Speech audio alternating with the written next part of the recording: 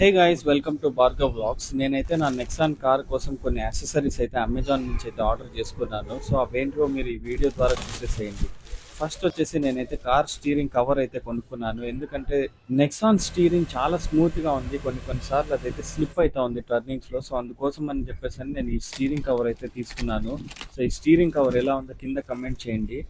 అవి మాత్రమే కాకుండా ఇంకా కార్ స్టీరింగ్ పైన ఉండే టాటా ఎంబ్లం పైన స్క్రాచెస్ పడకుండా, ఇంకా అంతేకాకుండా ఇన్ఫోటైన్మెంట్ సిస్టమ్ పైన స్క్రాచెస్ పడకుండా నేనైతే స్క్రీన్ గార్డ్స్ అయితే ఆర్డర్ పెట్టుకున్నాను. సో వాటిని అయితే నేనే ఇన్స్టాల్ చేసుకుంటా ఉన్నాను. చాలా ఈజీగా అయితే మనం ఇన్స్టాల్ చేసుకోవచ్చు. ప్యాకింగ్లో మొత్తం మనకైతే గైడ్ అయితే ఇచ్చారు వాళ్ళు, ఏ విధంగా మనం ఇన్స్టాల్ చేసుకోవచ్చు అని చెప్పేసి అని.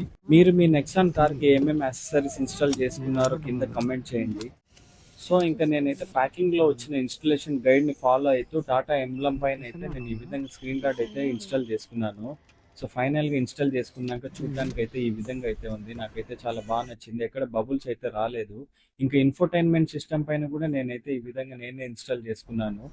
అది కూడా చాలా బాగా నీట్గా ఇన్స్టాల్ చేసుకున్నాను. ఫస్ట్ టైం నేనైతే నా సొంత చేతులతో స్క్రీన్ గార్డ్ ఇన్స్టాల్ చేయడం ఇదే ఫస్ట్ టైం. యాక్చువల్గా ఇన్స్టాల్ చేసే ముందర నాకైతే భయం వేసింది, ఎక్కడ బబుల్స్ వస్తాయో, ఎక్కడ స్క్రీన్ గార్డ్ చెడిపోతుందో అని చెప్పి.